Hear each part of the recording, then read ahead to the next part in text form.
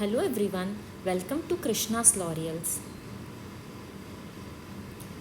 ఈరోజు ఈ వీడియోలో మనము కొన్ని పెండింగ్ కరెంట్ అఫైర్స్ టాపిక్స్ని కవర్ చేద్దాము. ఫర్ ఎగ్జాంపుల్ మన recent developments like operation Sindoor, దానికి రిలేటెడ్ కొన్ని డిఫెన్స్ కరెంట్ అఫైర్స్ న్యూస్లో ఉండే కదా. ఫర్ ఎగ్జాంపుల్ లైక్ S-400 గురించి, ఆకాశ్ ఎయిర్ డిఫెన్స్ సిస్టమ్, మన బ్రహ్మోస్ కోసం, అండ్ ఆల్సో అలా కొన్ని అవి కాకుండా ఇంకొన్ని పెండింగ్ ఉండే current affairs like Nobel prize, మళ్ళా లారియస్ అవార్డ్స్, ఇంకా Khel Ratna awards,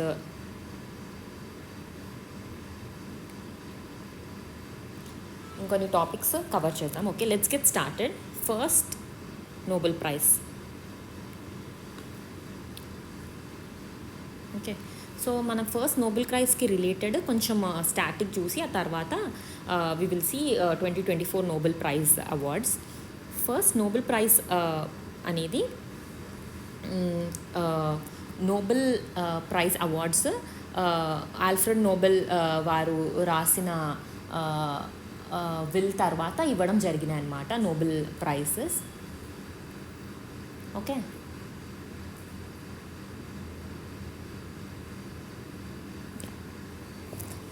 okay, so 1901లో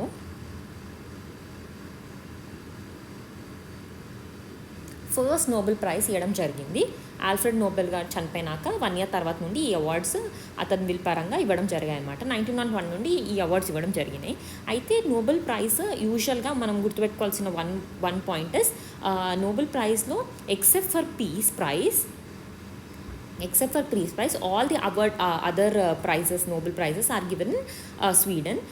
piece ఒకటి నార్వేలో ఇవ్వడం జరుగుతుంది. ఓకే, స్వీడన్లో మిగతా అన్ని అవార్డ్స్ ఏమో నోబెల్ అవార్డ్స్ ఏమో స్వీడన్లో ఇవ్వడం జరుగుతుంది, అండ్ పీస్ ఒకటి నార్వేలో. అయితే నోబెల్ ప్రైజ్లో మనకి వీ హ్యావ్ వేరియస్ కేటగిరీస్లో ఇవ్వడం జరుగుతుంది. పీస్, లిటరేచర్, ఫిజిక్స్, కెమిస్ట్రీ, మళ్ళీ మెడిసిన్ ఆర్ ఫిజియాలజీ. అయితే ఇనీషియల్గా ఓన్లీ ఈ 5 ఉండే, తర్వాత ఎకనామిక్స్ యాడ్ చేయడం జరిగింది. ఓకే, సో ఇనీషియల్గా అయితే ఈ నోబెల్ ప్రైజ్ స్టార్ట్ చేసినప్పుడు ఫస్ట్ టైం ఇచ్చిందేమో 1901లో. ఇనీషియల్గా స్టార్ట్ చేసినప్పుడు ఓన్లీ ఈ 5 ఫీల్డ్స్లో ఇచ్చారు, peace, literature, physics, chemistry and medicine. But తర్వాత ఎకనామిక్స్ కూడా యాడ్ చేయడం జరిగింది. Okay, is that clear? So Nobel prize అంటే ఏంటి అండ్ ఎక్కడ ఇస్తారు? పీస్ ఒకటి నార్వేలో ఇస్తారు, మిగతావన్నీ స్వీడన్లో ఇస్తారు. అండ్ ఇనీషియల్గా ఓన్లీ 5 ఉండే, తర్వాత ఎకనామిక్స్ కూడా యాడ్ అయ్యింది. ఓకే, ఇది ఫస్ట్. దాని తర్వాత ఫస్ట్ నోబెల్ ప్రైజ్ వచ్చింది ఎవరికి? So first Nobel prize winners were these 2 people.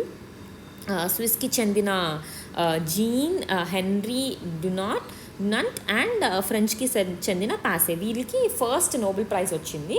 And then youngest ఎవరు? Youngest Nobel prize was given to Malala. తను పాకిస్తాన్కి చెందిన ఆమె. తనకు కూడా పీస్ ప్రైజ్ రావడం జరిగింది, నోబెల్ పీస్ ప్రైజ్. సో మనం ఫస్ట్ చూసాం, యంగెస్ట్ చూసాం. మీరు ఓల్డెస్ట్ ఎవరో చెప్పండి. ఓల్డెస్ట్ అంటే ఎక్కువ ఏజ్ ఉన్న వ్యక్తి అనమాట, oldest recipient of Nobel prize ఎవరు అని. అండ్ ఇక్కడ one more important thing is Marie Curie. Very important. అంటే ఇదంతా మీకు స్టాటిక్ కింద వస్తుంది, just static information. Current affairs మనం నెక్స్ట్ స్లైడ్లో చూద్దాం. So Marie Curie very important, ఎందుకంటే she's the only and the first woman ఎవరికైతే 2 ఫీల్డ్స్లో నోబెల్ ప్రైజ్ వచ్చింది. ఫర్ ఎగ్జాంపుల్ తనకి ఫిజిక్స్ అండ్ కెమిస్ట్రీ రెండిట్లో నోబెల్ ప్రైజ్ రావడం జరిగింది మేడం క్యూరీకి. తనని మేడం క్యూరీ అని కూడా అంటారు.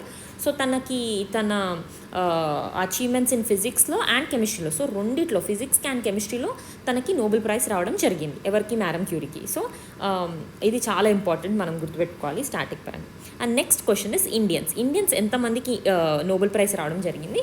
యూజువల్గా కూడా మోస్ట్లీ ఎగ్జామ్స్లో మహాత్మా గాంధీ గారికి నోబెల్ ప్రైజ్ వచ్చిందా రాలేదా అని చాలా వరకు అడుగుతుంటారు. సో ఇదేమో మన లిస్ట్. మహాత్మా గాంధీ గారికి నోబెల్ ప్రైజ్ రాలేదు యాక్చువల్గా. సో అది కొంచెం కాంట్రవర్సీ ఉంటుంది దానికి రిలేటెడ్. సో అందుకు కూడా ఎగ్జామ్స్లో యూజువల్గా అడుగుతుంటారు. And these are the people who got Nobel prize from India.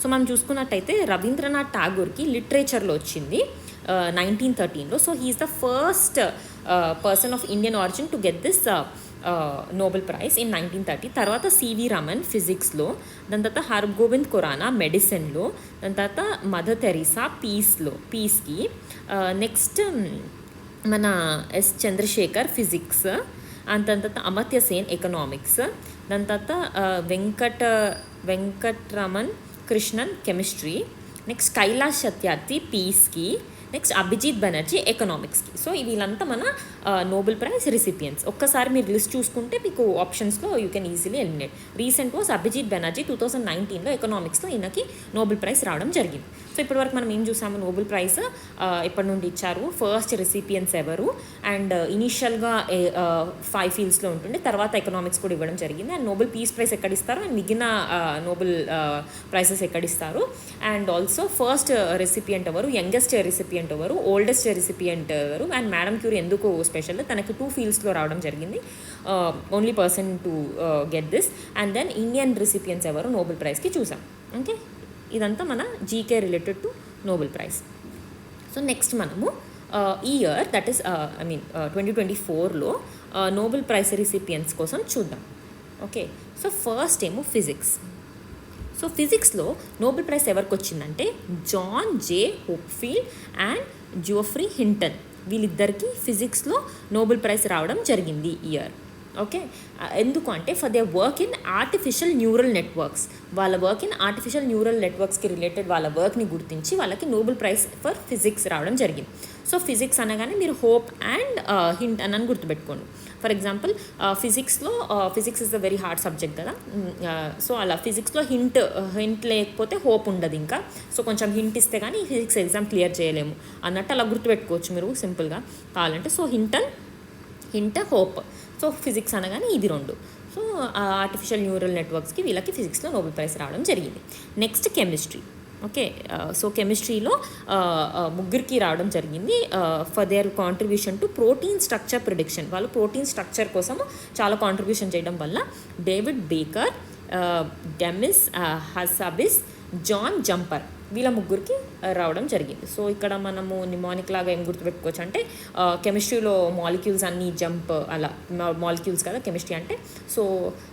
So bake చేయాలన్నా కొంచెం కెమిస్ట్రీ అన్నీ మిక్సింగ్ చేస్తుంటాం కదా bakery items. So mix jump అలా గుర్తుపెట్టుకోవచ్చు మీరు కెమిస్ట్రీకి. So David Baker, John Jumper and Demis Hassabis. Okay, ఇది కెమిస్ట్రీకి. అండ్ నెక్స్ట్ లిటరేచర్కి హాంకాంగ్కి లిటరేచర్లో నోబెల్ ప్రైజ్ రాని తనకి, ఎందుకంటే for her intense poetic prose. Okay, intense poetic ప్రోజ్కి తనకి రావడం జరిగింది. She's from South Korea. యాక్చువల్గా తిన ఒక సౌత్ కొరియన్ రైటర్ అనమాట. సో తనకి ఇంటెన్స్ పోయిటిక్ పోస్ట్ వల్ల హాంకాంగ్. సో సౌత్ కొరియాలో హాంకాంగ్ అట్లా కొంచెం ఈజీగా మీకు గుర్తుపెట్టుకొని. సో అలా లిటరేచర్లో తనకి నోబెల్ ప్రైజ్ రావడం జరిగింది. Next Nobel peace praise, very important. Nobel peace praise కొంచెం ఈజీ టు రిమెంబర్ కూడా, ఎందుకంటే నిహాన్ హిడాంక్యోకి అనే ఆర్గనైజేషన్కి రావడం జరిగిందనమాట ఈ ప్రైజ్.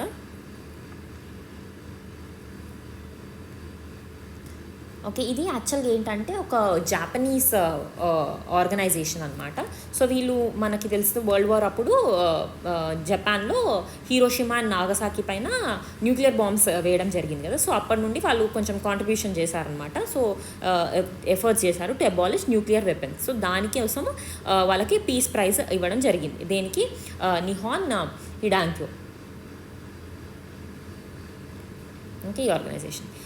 పీస్ అయిపోయింది. నెక్స్ట్ ఎకనామిక్స్లో నోబెల్ ప్రైజ్ ఎందుకు ఇచ్చారంటే for their work on relationship between institutions and prosperity.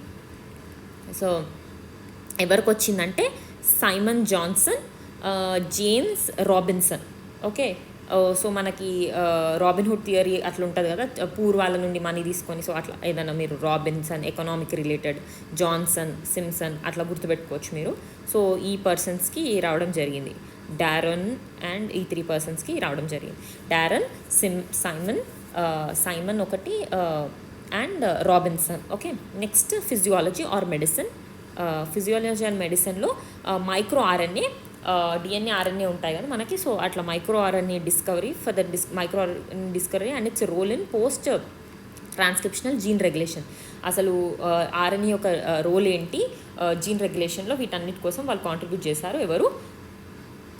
Victor Ambros and Gary Ruvkun. Okay, so మెడిసిన్లో విక్టరీ వచ్చింది అనుకోవచ్చు. So Victor and Gary, so Victor and Gary for medicine. Okay, so మనం ఇప్పుడు మొత్తము అన్నీ చూసేసాం. Physics, chemistry, literature, physics, peace, economics and medicine. So అందరూ, so మీరు రఫ్గా గుర్తున్నట్టయితే పీస్ చాలా ఈజీ ఉండే, హీరోషిమా నాగసాకి, సో జపాన్ ఏముంటుంది. నెక్స్ట్ లిటరేచర్, ఇప్పుడు మన కొరియన్ డ్రామా ఫేమస్ అవుతుంది, బట్ బుక్ అన్నట్టు గుర్తుపెట్టుకోవచ్చు. Literature Han Kang. నెక్స్ట్ కెమిస్ట్రీలో బేకర్, జాన్ జంపర్, సో అలా గుర్తుపెట్టుకున్నాం మనం. ఫిజిక్స్లో కూడా హోప్, హింటన్ అలా గుర్తుపెట్టుకున్నాం. ఎకనామిక్స్లో ఇప్పుడు ఫిజియాలజీ కూడా గుర్తుపెట్టుకుంటే ఇంకా మిగిలింది ఎకనామీ కాబట్టి సో ఆప్షన్స్లో ఎలిమినేట్ చేసేయచ్చు. సో ఇది all the Nobel prize winners of 2024. So మన నెక్స్ట్ టాపిక్ వస్తే రీసెంట్గా ఆఫ్టర్ పహల్గామ్ ఇన్సిడెంట్ చాలా కరెంట్ అఫైర్ డెవలప్మెంట్స్ అంతా మే మంత్లో ఇవే ఉండే కాబట్టి ఒకసారి జస్ట్ ఎగ్జామ్ పాయింట్ ఆఫ్ వ్యూలో క్విక్గా ఇంపార్టెంట్ న్యూస్లో ఉన్న చాలా థీమ్స్ ఉంటాయి కదా, అవి డిస్కస్ చేద్దాం. ఫస్ట్ ఏంటంటే ఆపరేషన్ సింధూర్. ఆపరేషన్ సింధూర్ అయితే అందరికి తెలిసిందే. ఆఫ్టర్ పహల్గామ్ అటాక్ ఇండియా యొక్క ప్రిసిషన్ ఓరియంటెడ్ జస్ట్ పాకిస్తాన్లోని not military bases, only terrorist సైట్స్ని, ఆల్మోస్ట్ 9 టెర్రరిస్ట్ సైట్స్ని అటాక్ చేస్తూ చేసిన ఆపరేషన్ ఇది, ఆపరేషన్ సింధూర్. ఓకే, సో మీరు ఫస్ట్ సింధూర్ డేట్ గుర్తుపెట్టుకోవాలి, ఆపరేషన్ సింధూర్. నెక్స్ట్ ఏంటంటే అది అంటే ఏంటి అని. సో ఆపరేషన్ సింధూర్ ఏమో 7th 8th మే మిడ్నైట్లో జరిగింది. And then 9 sites like Muzaffarabad, మన మురిడ్కే, సియాల్కోట్, అట్లా ఒక 9 టెర్రరిస్ట్ ఇన్ఫ్రాస్ట్రక్చర్ని, టెర్రరిస్ట్ క్యాంప్స్ ఉన్న సైట్స్ని టార్గెట్ చేశారు, నాట్ మిలిటరీ ఇది. And it was very president. So ఇది operation Sindoor. Next operation Keller ఏమో ఈ ఎవరైతే ఈ పహల్గామ్ ఇన్సిడెంట్లో ఇన్వాల్వ్ అయి ఉన్న టెర్రరిస్ట్ ఉన్నారో వాళ్ళని సర్చ్ చేస్తూ చేసిన ఆపరేషన్ అనమాట ఈ ఆపరేషన్ కెల్లర్ అన్నది.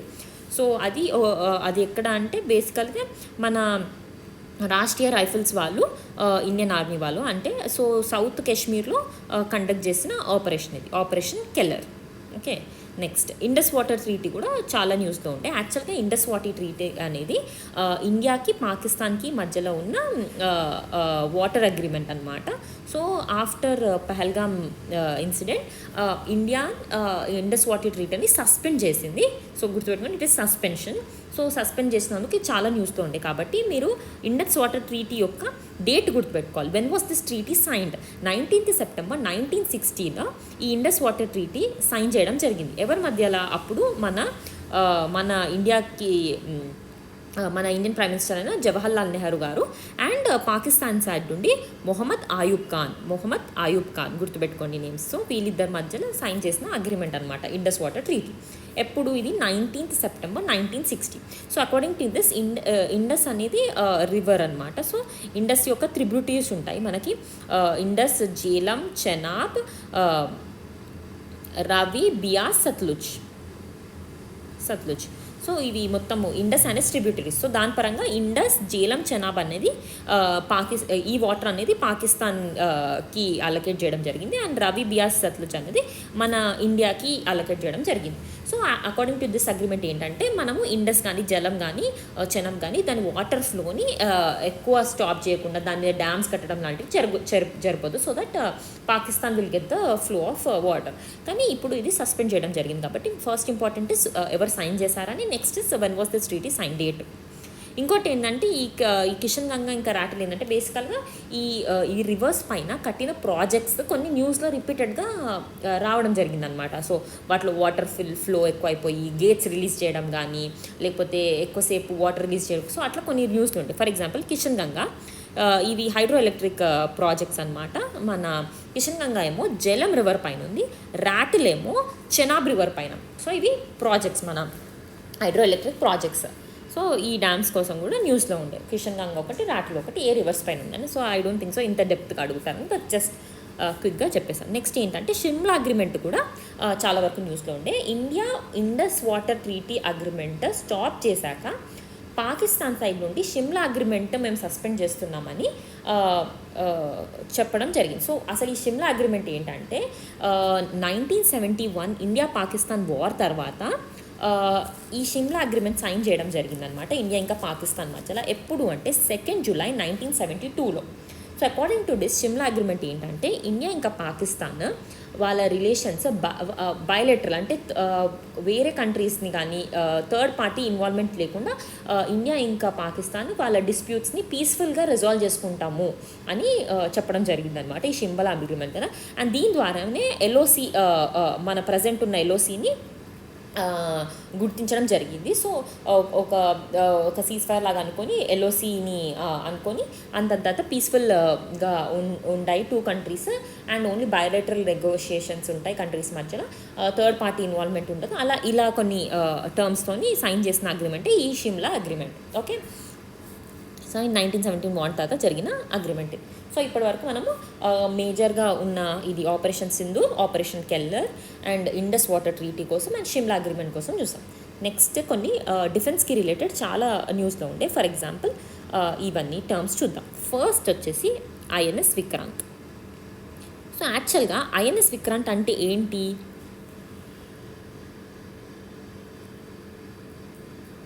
One second.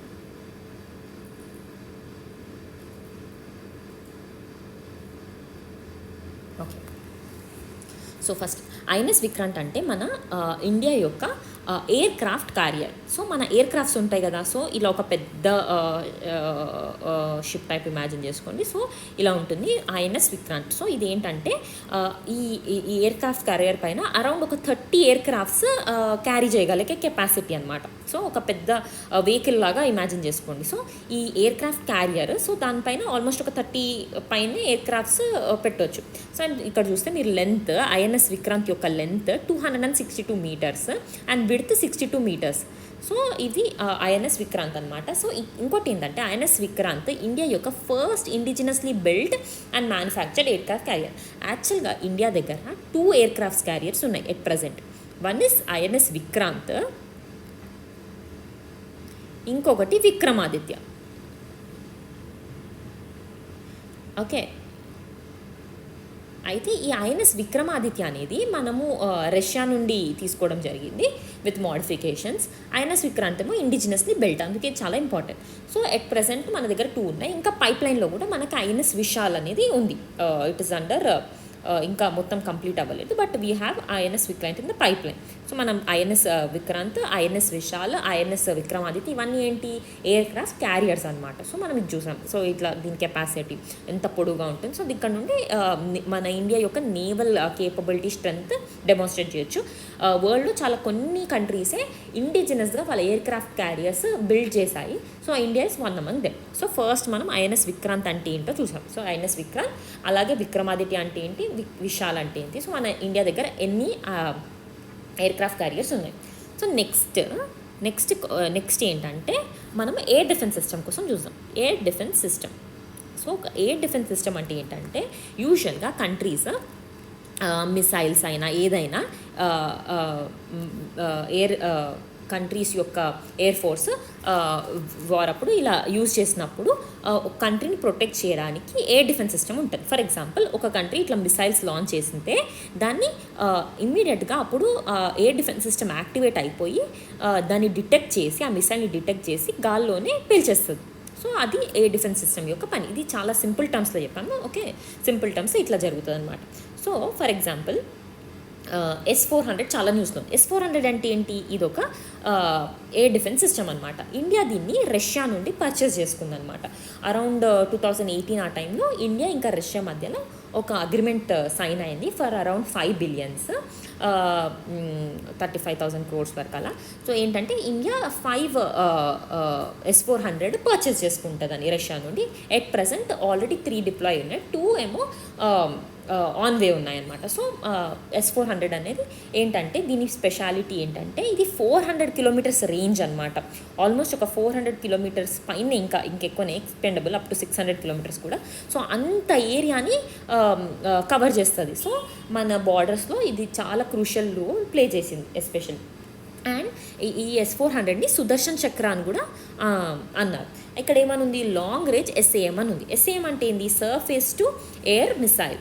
Okay, long range surface to air అంటే ఏంటి, ఈ S-400 అనేది సర్ఫేస్ మీద ప్లేస్ అయి ఉంటుంది. ఓకే, మీరు చూస్తున్నట్టయితే న్యూస్లో ఇట్లా ఒక పెద్ద ఇలా ఉంటుంది గ్రీన్ కలర్లో. సో అది S-400. సో సర్ఫేస్లో ఉంటుంది, సర్ఫేస్ టు ఎయిర్ అంటే ఎయిర్లో ఉన్న వాటిని పోయి స్టాప్ చేసేసి మిసైల్స్ని అటాక్ చేస్తుంది. కాబట్టి దీన్ని surface to air missile system అంటారు అనమాట.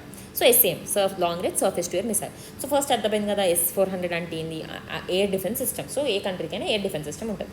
అయితే ఈ HQ-9 అంటే ఏంటి అంటే, ఇప్పుడు మనం ఇండియాలో S-400 ఏమో రష్యా నుండి పర్చేస్ చేసాం. అలా కాకుండా ఇండియా ఇండిజినస్గా కూడా ఇండియా దగ్గర ఒక ఎయిర్ డిఫెన్స్ సిస్టమ్ ఉంది. అదే మన ఆకాష్ ఎయిర్ డిఫెన్స్ సిస్టమ్. ఈ ఆకాష్ ఎయిర్ డిఫెన్స్ సిస్టమ్ ఏమో ఇది మీడియం రేంజ్, లాంగ్ రేంజ్ కాదు. ఎందుకంటే దీని రేంజ్ ఓన్లీ అరౌండ్ 30-40 కిలోమీటర్స్ ఉంటుంది అంతే. ఓకే, సో రేంజ్ తక్కువ. బట్ ఇది కూడా surface to air missile system develop by DRDO. ఇంకా దీని వేరే వర్షన్స్ అంతా BDL, BEL కలిపి డిజైన్ చేయడం జరిగింది. సో మన ఈ రీసెంట్ ఈ ఆపరేషన్ సింధూర్ అప్పుడు ఆకాష్ ఎయిర్ డిఫెన్స్ సిస్టమ్ కూడా మనం యూజ్ చేసాం. And since it is indigenously built by India, ఇది చాలా ఇంపార్టెంట్ మన Akash air defence system. So అట్లా ఇండియా దగ్గర 2 ఎయిర్ డిఫెన్స్ సిస్టమ్స్ ఉంటాయి. ఇంకా చాలా ఉంటాయి, బట్ చిన్న లెవెల్. బట్ ఇవి చాలా ప్రామినెంట్గా న్యూస్లో ఉంటాయి. సో ఆకాష్ అనేది ఏమో మన Indian own built, and S-400 Russia దగ్గర పర్చేస్ చేస్తుంది. వీటి కేపబిలిటీస్ రేంజ్ చూసాం. సో నెక్స్ట్, ఇప్పుడు ఇండియా దగ్గర ఇది ఉంటే మరి పాకిస్తాన్ దగ్గర కూడా ఏదో ఒకటి ఉంటుంది కదా. సో పాకిస్తాన్ దగ్గర ఉన్నది ఎయిర్ డిఫెన్స్ సిస్టమ్ HQ-9 అనమాట. సో పాకిస్తాన్ దగ్గర ఏముంది, HQ-9. ఈ HQ-9 సిమిలర్ టు మన ఇది S-400 లాగానే ఇది కూడా surface to air missile system. కానీ ఇది లాంగ్ రేంజ్, కానీ దీని రేంజ్ అంతా just 120 kilometres, extendable up to ఇంకా మ్యాక్స్ ఒక 300 కిలోమీటర్స్ వేసుకోవాలి. సో ఇది దీని రేంజ్ అనమాట. అయితే ఈ HQ-9 అనేది ఎవరు బిల్డ్ చేశారు, చైనా వాళ్ళది పర్చేస్ చేసుకున్నారనమాట పాకిస్తాన్ వాళ్ళు. సో HQ-9 కోసం ఏంటంటే, ఇప్పుడు ఇది అంత స్ట్రాంగ్ అయి ఉంటే చైనా వాళ్ళ దగ్గరనే S-400 కూడా ఉంది. సో చైనా వాళ్ళే S-400 తీసుకున్నారు కాబట్టి. సో ఎనీవేస్ ఇదంతా ఎగ్జామ్ పరంగా HQ-9 ఏంటి, చైనా వాళ్ళది పాకిస్తాన్ వాళ్ళ air defence system which was built by China. Okay, clear. So అలానే ఇప్పుడు మన USA దగ్గర చూసుకుంటే, USA దగ్గర ఏం ఎయిర్ డిఫెన్స్ సిస్టమ్ ఉంది అనుకుంటే థర్డ్, వాళ్ళ దగ్గర థర్డ్ ఉంటుంది. Not in news but still. So అలా మీకు ఒక క్లారిటీ వస్తే ఈ డివిజన్ యూ కెన్ అండర్స్టాండ్. ఇప్పుడు ఇజ్రాయెల్ వార్ ఉండే, ఇజ్రాయెల్ వార్ అప్పుడు మనకి ఫ్రీక్వెంట్గా ఐరన్ డోమ్ అని చూసాం న్యూస్లో. So what is iron dome అని చెప్పి, ఈ ఐరన్ డోమ్ అనేది short range, very short range, but Israel వాళ్ళ ఎయిర్ డిఫెన్స్ సిస్టమ్ అనమాట. It was also very powerful air defence system. So అట్లా అన్ని కంట్రీస్ దగ్గర ఎయిర్ డిఫెన్స్ సిస్టమ్ ఉంటాయి. సో S-400 ఆకాష్ మన దగ్గర ఉంటే, ఇజ్రాయెల్ వాళ్ళ దగ్గర ఐరన్ డోమ్, USA దగ్గర థర్డ్, పాకిస్తాన్ దగ్గర HQ-9 అలా ఉంది. So this is about air defence system. So మనం ఇప్పటివరకు ఎయిర్ డిఫెన్స్ సిస్టమ్స్ కోసం చూసాము, అండ్ మన ఎయిర్ క్రాఫ్ట్ క్యారియర్ కోసం చూసాం. సో నెక్స్ట్ ఏంటంటే డిఫెన్స్లో ఇది మన ఎయిర్ క్రాఫ్ట్స్, చాలా ఎయిర్ క్రాఫ్ట్స్ కూడా యూజ్ చేయడం జరిగాయి. సో ఫస్ట్ ఏంటంటే JF-6, JF-17, F-16, India shot down, Pakistan shot down, అట్లా చాలా న్యూస్లో ఉండే కదా. పాకిస్తాన్ వాళ్ళేమో మేము రఫైల్ షూట్ చేసామని, ఇండియా వాళ్ళు F-16 అట్లా. ఇవన్నీ అఫీషియల్ కన్ఫర్మేషన్స్ చాలా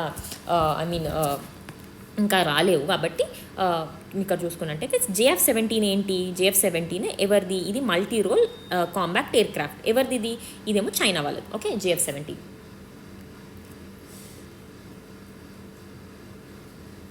నెక్స్ట్ ఏమో F-16 ఏమో మన USA వాళ్ళది. ఈ రఫైల్ ఏమో ఇండియా దగ్గర ఉన్నాయి. రఫైల్ ఏమో ఫ్రెంచ్ కంపెనీ డసాల్ట్ వాళ్ళు తయారు చేసిన ఇది ఫ్రెంచ్ కంపెనీ అంటే డసాల్ట్ తయారు చేసింది రఫైల్. ఇండియా దగ్గర రఫైల్ ఉన్నాయి. అంతేకాక మన తేజస్, ఇండియా దగ్గర తేజస్ ఇది మన ఇండిజినస్గా బిల్డ్ చేసిన ఎయిర్ క్రాఫ్ట్ క్యారియర్. సో ఇవన్నీ ఎయిర్ క్రాఫ్ట్స్ అనమాట, not carrier, sorry, air crafts. ఇవన్నీ ఎయిర్ క్రాఫ్ట్స్. నెక్స్ట్ పినాకా కూడా న్యూస్లో ఉండే చాలా. వాట్ ఇస్ పినాకా అంటే, పినాకా ఏంటంటే ఇది ఒక మల్టీ బ్యారల్. అంటే ఫర్ ఎగ్జాంపుల్ మీరు ఇట్లా ఇక్కడ చూసుకోవచ్చు, టక్ టక్ టక్ అట్లా మల్టిపుల్గా ఒకటే టైం చాలా రాకెట్స్ లాంచ్ చేసే ఇది లాంచర్ అనమాట. ఓకే, సో అట్లా పినాకా అనేది multi barrel rocket launcher system developed by DRDO. ఎవరు లాంచ్ చేస్తారు, DRDO. సో పినాకా అనేది మల్టీ రాకెట్ లాంచర్. ఇలా ఇమాజిన్ చేసుకోవచ్చు. ఇది కూడా మన రీసెంట్గా ఆపరేషన్ సింధూర్లో యూజ్ చేయడం జరిగింది. ఓకే, సో పినాకా, ఇప్పుడు F-16, JF-17, రఫేల్ ఎవరిది, ఏ కంపెనీ వాళ్ళు, ఐ మీన్ లైక్ ఏ కంట్రీదో మీకు క్లియర్ అయిందని అనుకుంటున్నాను. ఓకే, నెక్స్ట్ బ్రహ్మోస్ చాలా ఇంపార్టెంట్. సో బ్రహ్మోస్ ఏంటంటే ఇది ఒక సూపర్సోనిక్ క్రూజ్ మిసైల్ తెలుసు కదా. సో యాక్చువల్గా ఏంటంటే మిసైల్స్లో మనకి 2 కేటగిరీస్ ఉంటాయి, బ్యాలిస్టిక్ మిసైల్ ఒకటి, క్రూజ్ మిసైల్ ఒకటి. ఓకే, ఈ బ్యాలిస్టిక్ మిసైల్ ఏంటంటే చాలా దూరం పోతాయి. సో ఇట్లా దాని ట్రాజెక్టరీ మీరు ఇట్లా ఇమాజిన్ చేసుకోవచ్చు. అదే క్రూజ్ మిసైల్ ఇట్లా అంటే ఏంటంటే ఇవి బేసికల్గా బ్యాలిస్టిక్ మిసైల్స్ చాలా లాంగ్ రేంజ్ పోతాయి అండ్ పైకి ఇలా లేచి ఇట్లా పోతాయి అనమాట. కాబట్టి కొంచెం ఏంటంటే దీంట్లో డ్రాబ్యాక్ వచ్చేసరికి ఏంటంటే ఇది కొంచెం ఇంటర్సెప్ట్ చేయొచ్చు. వేరాస్ క్రూజ్ మిసైల్ ఏంటంటే వెరీ ప్రెసిషన్ ఓరియంటెడ్, ఇట్లా పోయి ఇమ్మీడియట్గా పోయి స్ట్రైక్ చేసేస్తాయి ఒకసారి. ఫైర్ అండ్ ఫర్గెట్ మెకానిజం బాగా వర్కౌట్ అయ్యి. సో ఇవి షార్ట్ రేంజ్ అయినప్పటికీ ఈ క్రూజ్ మిసైల్ ఏంటంటే కొంచెం అక్యురేట్ ఉంటాయి and also very fast and ఇది ఉంటాయి అన్నమాట. సో దీన్ని డిటెక్ట్ చేయడం అంటే ఇప్పుడు ఈ మిసైల్ని డిటెక్ట్ చేయడం కొంచెం డిఫికల్ట్, ఎందుకంటే ఇట్లా వెళ్తాయి డిటెక్ట్ చేయొచ్చు. క్రూజ్ మిసైల్, బ్యాలిస్టిక్ మిసైల్స్ అని ఉంటాయి. సో అంత అవసరం లేదు, జస్ట్ మీ అండర్స్టాండింగ్ కోసం చెప్పాను. సో అలా మనం చూసుకుంటే ఫర్ ఎగ్జాంపుల్ ఇండియా దగ్గర క్రూజ్ మిసైల్స్ ఉన్నాయి, బ్యాలిస్టిక్ మిసైల్స్ కూడా ఉన్నాయి. బ్యాలిస్టిక్ మిసైల్స్ ఏంటంటే ఆల్మోస్ట్ లైక్ ఇంటర్ కాంటినెంటల్, వేరే కాంటినెంట్కి పోయేంత కెపాసిటీ గల మిసైల్స్ కూడా ఇండియా దగ్గర ఉన్నాయి. ఫర్ ఎగ్జాంపుల్ అగ్ని అనేది ఇండియా యొక్క బ్యాలిస్టిక్ మిసైల్. బట్ ఇప్పుడు మనం చూసేది ఏంటంటే క్రూజ్ మిసైల్. బ్రహ్మోస్ అనేది ఇండియా యొక్క క్రూజ్ మిసైల్. ఇందులో కూడా ఈ క్రూజ్ మిసైల్లో మనకి కేటగిరీస్ ఉంటాయి. Like for example subsonic, supersonic, hypersonic అని ఉంటాయి. సో ఫర్ ఎగ్జాంపుల్ ఈ సబ్సోనిక్ అంటే ఏంటంటే బేసికల్గా మిసైల్ యొక్క స్పీడ్ బట్టి డిసైడ్ చేస్తారు. ఓకే, ఇప్పుడు మాక్ అనేది ఏంటంటే speed of sound. Okay, 1 Mach అంటే స్పీడ్ ఆఫ్ సౌండ్. సో ఈ స్పీడ్ ఆఫ్ సౌండ్ని పారామీటర్ లాగా తీసుకుంటే less than speed of sound, less than 1 Mach ఉన్న వాటిని సబ్సోనిక్ మిసైల్స్ అంటారు. ఓకే, అరౌండ్ 1 to 3 మాక్ ఉన్న వాటిని సూపర్సోనిక్ మిసైల్స్ అంటారు. హైపర్సోనిక్ అంటే ఆల్మోస్ట్ 5 మాక్ ఉన్న వాటిని. So 5 times the speed of sound. ఇది less than the speed of sound, it is 3 times speed of sound, 5 times. So 5 మాక్ 1 అట్లా.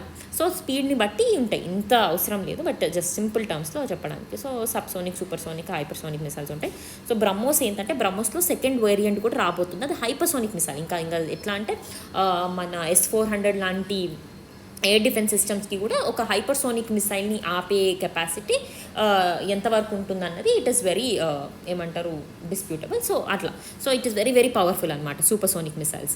So hypersonic missiles. ఇప్పుడు ఇది బ్రహ్మోస్లోని సెకండ్ వేరియంట్, వేరే వేరియంట్స్ రాబోతున్నాయి విత్ హైపర్సోనిక్ స్పీడ్. ఇప్పుడేమో ప్రస్తుతానికి it is a supersonic cruise missile BrahMos. And ఇదేంటంటే దీని స్పెషాలిటీ ఏంటంటే దీన్ని ఎక్కడ నుండన్నా మనం ల్యాండ్, సీ, ఎయిర్ ఎక్కడ నుండన్నా దీన్ని లాంచ్ చేయొచ్చు. అండ్ ఇది ఫైర్ అండ్ ఫర్గెట్ మెకానిజం మీద, అంటే ఒకసారి వదిలేసామంటే ఇంకా ఫైర్ చేసేసి you can forget, it will go and hit the target అట్లా. అయితే ఈ బ్రహ్మోస్ అన్న పేరు ఎందుకు వచ్చిందంటే ఇండియా యొక్క బ్రహ్మపుత్ర రివర్ అండ్ రష్యా యొక్క మాస్క్వా రివర్ని బేస్ చేసుకొని బ్రహ్మోస్ అని పేరు రావడం జరిగింది. Very important BrahMos missile. So దీనికి రిలేటెడ్ మనకు కొన్ని టెక్నికల్ డీటెయిల్స్ బేస్ చేసుకొని క్వశ్చన్స్ రావచ్చు. ఓకే, నెక్స్ట్ ఏంటంటే కొన్ని డ్రోన్స్ కూడా న్యూస్లో ఉండే. ఫర్ ఎగ్జాంపుల్ బైరక్టర్ డ్రోన్స్ ఒకటి, కామికాజే డ్రోన్స్. ఇవి ఏంటంటే నార్మల్గా ఈ బైరక్టర్ డ్రోన్స్ ఇది మన టర్కీ వాళ్ళ డ్రోన్స్. ఇవి మీడియం ఆల్టిట్యూడ్, ఇవి మన రష్యా యుక్రెయిన్ వార్లో కూడా చాలా వరకు యూజ్ చేయడం జరిగాయి అనమాట. సో అట్లా ఈ యూఏవీస్ అంటే ఏంటంటే డ్రోన్స్ అయితే అందరికి తెలుసు కదా. సో యూఏవీస్ అంటే ఏంటంటే మ్యాన్ ఉండదు. డ్రోన్స్ ఇప్పుడు మోడర్న్ వార్ఫేర్లో చాలా వరకు డ్రోన్స్ యొక్క ఇది ఇంపార్టెన్స్ పెరిగింది.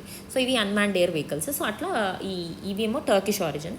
అట్లాగే కామికాజే అనేది ఒక వేరే టైప్ ఆఫ్ డ్రోన్. దీని స్పెషాలిటీ ఏంటంటే అవి సూసైడ్ డ్రోన్స్ అంటారు అనమాట. అంటే ఆ డ్రోన్ పోయి ఇంకా సూసైడ్ అంటే ఒక బాంబ్ లాగా ఇలా ఎక్స్ప్లోడ్ అయిపోతుంది. సో వాటిని కామికాజే డ్రోన్స్ అంటారు. సో ఇవి చాలా కంట్రీస్ దగ్గర ఉన్నాయి, ఇంక్లూడింగ్ చైనా, రష్యా, మన ఇవి యూజువల్గా ఇరాన్ ఆరిజిన్ అని అంటారు. సో అట్లా.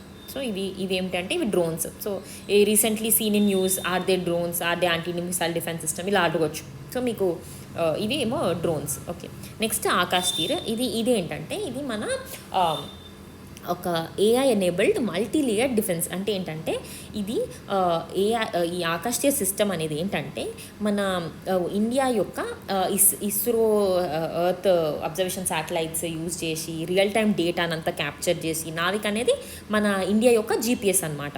సో ఇట్లా వీటన్నిటిలోని డేటాని ఇంటిగ్రేట్ చేసి, అంటే ఇస్రో నుండి తీసుకోవడము, మన నావిక్ నుండి, అట్లా అన్నిటి నుండి రియల్ టైం డేటాని మొత్తము కంపైల్ చేయడము అండ్ ఏఐని యూజ్ చేసి ఒక డిఫెన్స్ కోఆర్డినేషన్ సిస్టమ్ లాగా తయారు చేస్తున్నారు. దాన్ని ఆకాష్ టియర్ అంటారు అనమాట. Akashteer is advanced AI enabled multi layer defence coordination system leveraging indigenous technologies, real-time surveillance from ISRO and also navic based precision ఇవన్నీ. ఓకే, సో ఇది మన ఆకాష్ టియర్. కాకుండా నెక్స్ట్ మోస్ట్ ఇంపార్టెంట్ ఏంటంటే మనకి ఈ ఇష్యూ అయినప్పుడు యూజువల్గా మనకి మీటింగ్స్ జరిగినాయి కదా ప్రైమ్ మినిస్టర్ మోడీ గారితో.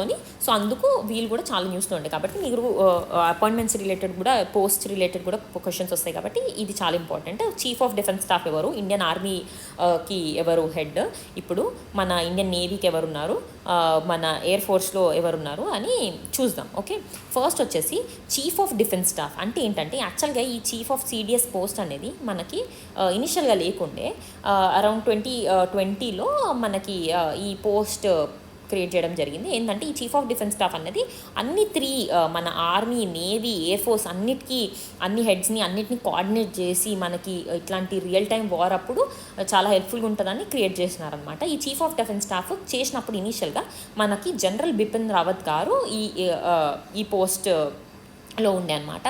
కానీ ఆయన చనిపోయిన తర్వాత, అన్ఎక్స్పెక్టెడ్గా ఆయన డెత్ అయిపోయిన తర్వాత ఇప్పుడు జనరల్ అనిల్ చౌహాన్ గారు, ఇతను సెకండ్ సిడిఎస్. ఇది చాలా ఇంపార్టెంట్, మీకు జీకే అనుకోండి ఇంకా ఎట్లయినా అనుకోండి. సో అతను సెప్టెంబర్ 30, 2022లో ఆయన పోస్ట్లో రావడం జరిగింది. సో ఈయన second chief of defence staff అనమాట. ఫస్ట్ ఎవరు జనరల్ బిపిన్ రావత్ గారు. సో సిడిఎస్ ఎవరు అంటే, మన ప్రజెంట్ సిడిఎస్ ఎవరు అంటే జనరల్ అనిల్ చౌహాన్ గారు. నెక్స్ట్ మన Indian army chief of Indian army ఎవరంటే general Upendra Dwivedi sir. Okay, Upendra Dwivedi. So ఈయన కన్నా ముందు ఎవరు ఉండే అంటే మనకి మనోజ్ పాండే గారు ఉండే. బట్ ఇతను వీళ్ళెవరు లైక్ మరీ రీసెంట్ కాదు, but still you should know కాబట్టి. ఓకే, జూన్ 30, 2024లో ఈయన అజ్యూమ్ చేస్తారు as 30th chief of army staff. Okay, next navy. మన నేవీకి వచ్చేసరికి అడ్మిరల్ దినేష్ కే త్రిపాఠి గారు. ఓకే, ఈయన 26th chief of naval staff, appointed on 30 April 2024. ఇతని కన్నా ముందు అడ్మిరల్ ఆర్ హరికుమార్ ఉండేవారు. Okay, next air force marshal, air chief marshal Amarpreet Singh garu. Okay, ఈయన కూడా అపాయింటెడ్ ఆన్ September 30, 2024. ఓకే, ఇతని కన్నా ముందు air chief marshal Vivek Ram Chaudhari garu ఉండే. ఓకే, సో ఇది కాకుండా మనకి 3 మెంబర్స్ అన్ని మనకి మీటింగ్స్ బ్రీఫ్ చేశారు. ఎవ్రీడే ఆపరేషన్ సింధూర్కి రిలేటెడ్ అప్డేట్స్ మన మీడియా ముందు పెట్టారు. అందులో మనకి విక్రమ్ మిశ్రీ సార్, ఆయన foreign secretary of India. And అతను కాకుండా కూడా మనకి wing commander Vyomika Singh from air force and colonel Sofiya Qureshi ma'am, తను ఇండియన్ ఆర్మీ నుండి. సో వీళ్ళు ముగ్గురు మనకి మీడియా ముందు బ్రీఫింగ్ చేయడం జరిగింది ఆపరేషన్ సింధూర్ కోసం. ఓకే, సో ఇది విత్ దిస్ మనం బ్రీఫ్గా ఎగ్జామ్ ఓరియంటెడ్గా అన్ని టాపిక్స్ కవర్ చేసాం, మన రీసెంట్ డెవలప్మెంట్స్.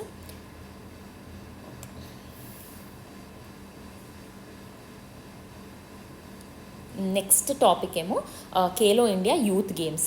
సో ఇది మనం కాన్స్టెంట్గా డిస్కస్ చేస్తూనే ఉన్నాం. Khelo India youth games, para games, winter games అన్నీ చూసాము. బట్ ఏంటంటే ఇది యాక్చువల్గా మొన్న మేలో ఈవెంట్ కంప్లీట్ అయిపోయింది. సో ఒకసారి మెడల్ టాలీ అవన్నీ కూడా చూస్తాము.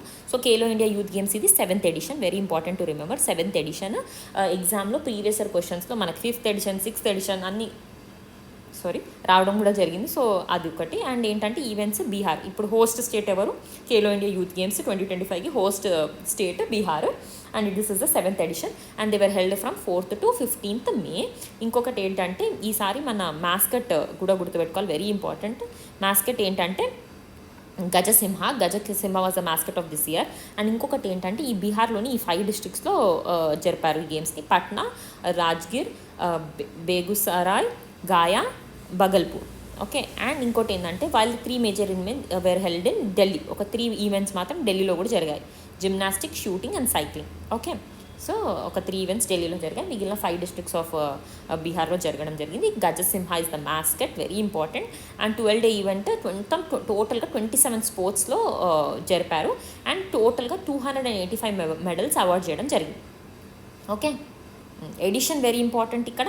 మన musket very important, host state very important. Next ఏంటంటే మెడల్ టాలీలో చూద్దాం ఈసారి.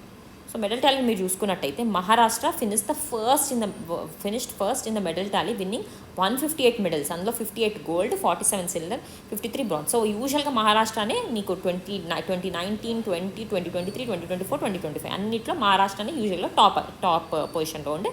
ఈసారి కూడా మహారాష్ట్రనే టాప్ పొజిషన్ విత్ 58 గోల్డ్. అంత డీటెయిల్ అవసరం లేదు, బట్ మహారాష్ట్ర ఫస్ట్ ప్లేస్. ఇది వెరీ ఇంపార్టెంట్, పక్కా గుర్తుపెట్టుకోండి. నెక్స్ట్ సెకండ్ ప్లేస్లో ఎవరు ఉండే? హర్యానా ఉండే విత్ 8 మెడల్స్. తర్వాత రాజస్థాన్ ఉండే.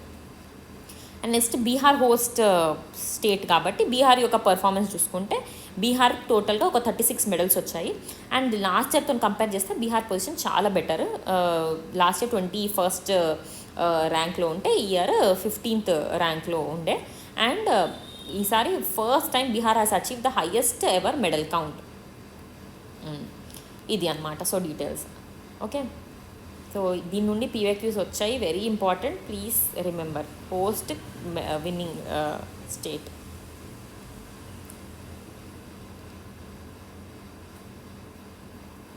ఓకే. నెక్స్ట్ క్వశ్చన్ మనకి ఈ లారియస్ awards, sports awards. So first చూద్దాం ఈ లారియస్ అవార్డ్స్ అంటే ఏంటని. ఇవి మన స్పోర్ట్స్ అవార్డ్స్ యూజువల్గా చూడండి ఇక్కడ. Awards are an annual event honouring the greatest and the most inspirational sporting triumphs of the year, showcasing work of Laureus sports for good. యాక్చువల్గా ఏంటంటే ఇవి యూజువల్గా ఎవ్రీ ఇయర్ స్పోర్ట్స్లోని చాలా మంచి పర్ఫార్మెన్స్ చేసిన వాళ్ళకి ఇస్తారు. ఇది యూజువల్గా they are considered as Oscar of the sports అనమాట. అండ్ ఈ అవార్డ్స్ ఫస్ట్ టైం 2000లో జరిగాయి. అప్పటి నుండి ఈ అవార్డ్స్ చేయడం జరిగింది. సో ఇది ఇండివిజువల్ అథ్లీట్స్కి ఇస్తారు. అంతేకాకుండా టీమ్స్కి కూడా ఇవ్వచ్చు ఈ అవార్డ్ని. అథ్లీట్స్కైనా టీమ్స్కైనా ఇండివిజువల్గా. సో ఈ అవార్డు ఇవ్వడం జరుగుతుంది. Very prestigious award. అండ్ మొన్న లాస్ట్ మంత్ ఈ అవార్డ్స్ చేయడం జరిగాయి. సో ఈసారి ఈ అవార్డ్స్ ఎవరికి వచ్చాయో చూద్దాము. ఫర్ ఎగ్జాంపుల్ చూడండి, కేటగిరీ అండ్ విన్నర్. సో ఇక్కడ వేరే కేటగిరీస్ ఉండే ఈ లారియల్ స్పోర్ట్స్ అవార్డులో. మన ఫస్ట్ కేటగిరీ చూసుకున్నట్టయితే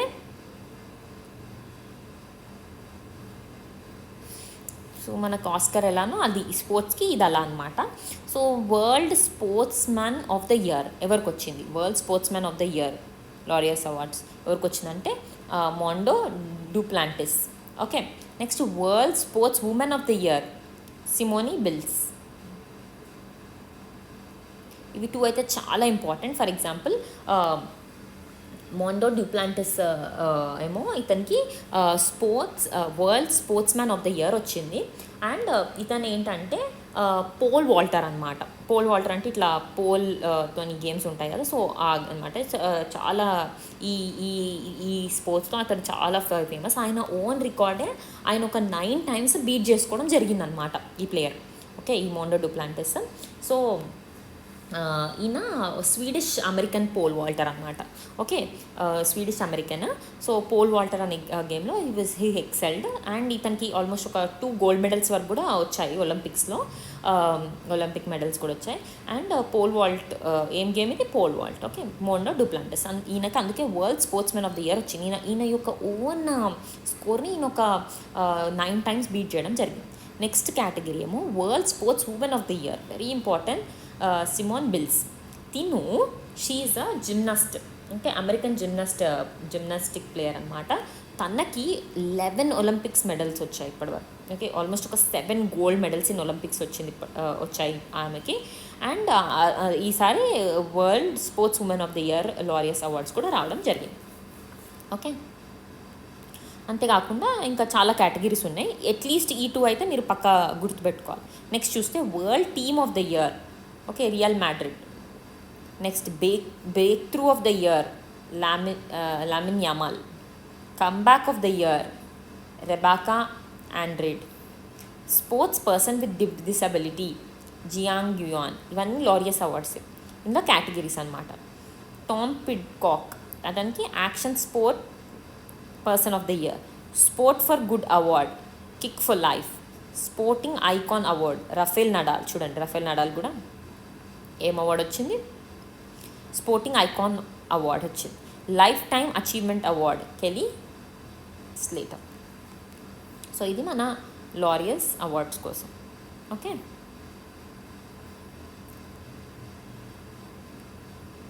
ఈ టూ అయితే పక్క గుర్తుపెట్టుకొని మొండో డూప్లాంటిస్ అండ్ సైమన్ బిల్స్.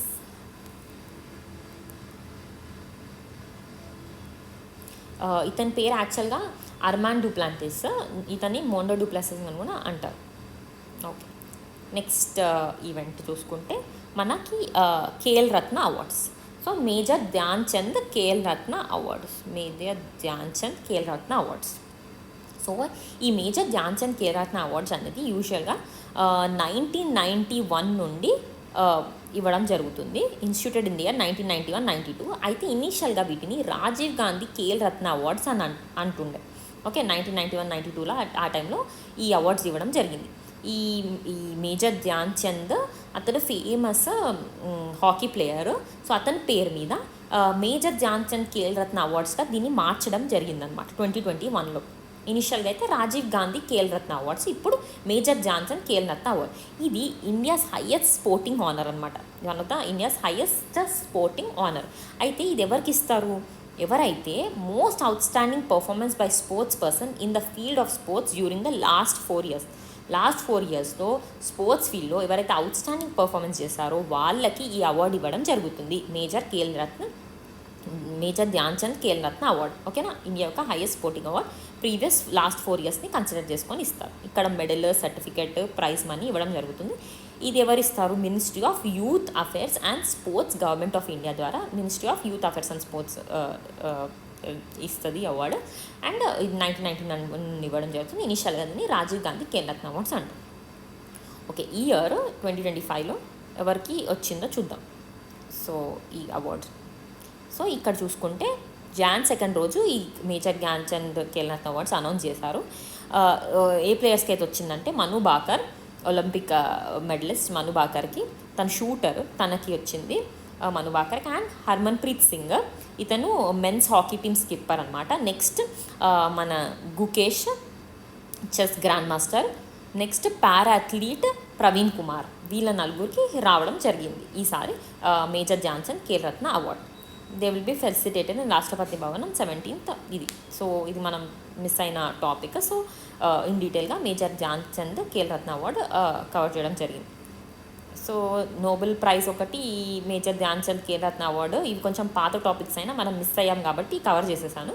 అండ్ ఈ లారియస్ ఇది రీసెంట్ డెవలప్మెంట్, అండ్ రీసెంట్గా మన ఇవి కూడా చూసాం. నెక్స్ట్ అంతేకాకుండా ఈ క్రిమినల్ లాస్ కూడా కొంచెం ఇవి ఆల్మోస్ట్ ఒక 1 year బ్యాక్ టాపికే, బట్ ఎగ్జామ్ పాయింట్ ఆఫ్ వ్యూలో ఎవరో కమెంట్స్లో కూడా అడిగారు. సో కొంచెం ఇంపార్టెంట్ అనిపించింది. సో మనం చూసుకున్నట్టయితే ఈ క్రిమినల్ లాస్లో చేంజెస్ చేయడం జరిగాయి. ఫర్ ఎగ్జాంపుల్ మన Indian penal code of 1860 replaced by Bharatiya Nyaya Sanhita bill. Okay, and next CRPC is replaced by Bharatiya Nagarik Suraksha Sanhita. Next Indian evidence act is replaced by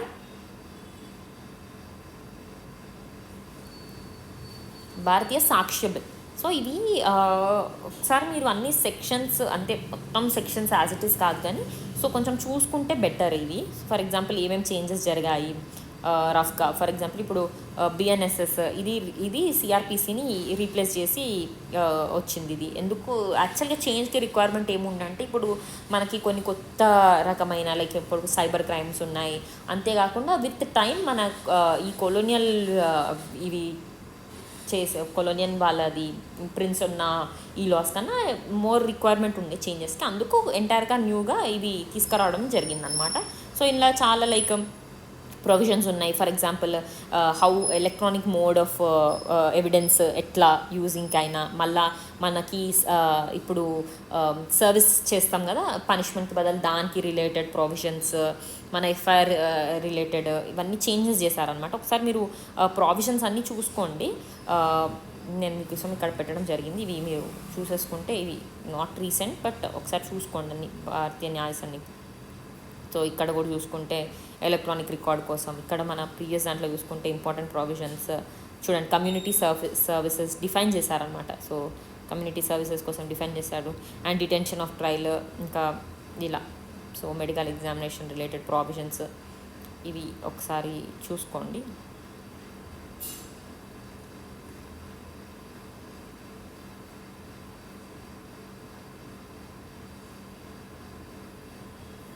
mob lynching మన కమ్యూనిటీ సర్వీసెస్ కోసం. So okay, so ఈ వీడియోలో అయితే ఇది ఒకసారి చూసుకోండి. అంతేకాకుండా ఒకసారి నేను క్విక్గా రివైజ్ చేద్దాం అనుకుంటున్నాను, what all to cover before exam. మనకి ఇంకొకటి ఏంటంటే ఆపరేషన్స్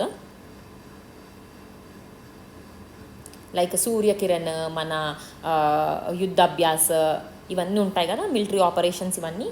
సో వీటన్నీ కవర్ చేస్తూ, అన్ని ఆపరేషన్స్ని కవర్ చేస్తూ, మిలిటరీ ఎక్సర్సైజెస్, ఆపరేషన్స్ ఇవన్నీ కంప్లీట్ కవర్ చేసుకుంటూ ఒక సపరేట్ వీడియో నేను లాస్ట్ ఇయర్ కరెంట్ అఫైర్స్ మీరు ప్లేలిస్ట్లోకి వెళ్తే మీకు దొరికేస్తుంది, అప్పుడు చేశాను. And also international groups like BRICS, BIMSTEC, G20, SAARC, మన అన్నీ, ఇంకా బిమ్స్టిక్, G20, బ్రిక్స్ అన్నీ కవర్ చేస్తూ కూడా G7 దీనికి కూడా ఒక సపరేట్ వీడియో ఉంది. సో ఇవి కరెంట్ అఫైర్స్ టాపిక్స్ అయినా స్టాటిక్ అయితే సేమ్ ఉంటుంది కదా, హెడ్ క్వార్టర్స్ ఎక్కడ, ప్రతి గ్రూపింగ్లో మెంబర్స్ ఎవరు, ఇవన్నీ నేను సపరేట్ వీడియోస్లో లాస్ట్ టైం కవర్ చేశాను. అండ్ అవి కూడా ఒకసారి చూసుకోండి, very important.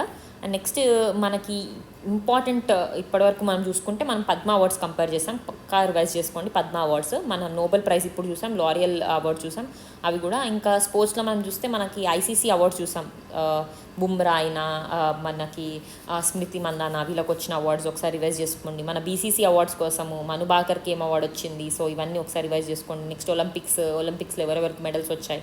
Next Paralympics very డీటెయిల్గా చూసాము, టోక్యోలో ఎన్నో, ఇది సమ్మరా, వింటరా, మళ్ళీ మాస్కట్ ఏంటి, మళ్ళీ సింబల్ ఏంటి, ఎవరెవరు ప్లేయర్స్, ఫ్లాగ్ బేరర్స్ ఎవరు, ఓపెనింగ్ ఫ్లాగ్ బేరర్స్, ఇవన్నీ చూసాం. మళ్ళీ నేషనల్ గేమ్స్ హోస్ట్ ఎవరు, నేషనల్ గేమ్స్కి మళ్ళీ దాంట్లో మాస్కెట్ ఏంటి, నేషనల్ గేమ్స్లో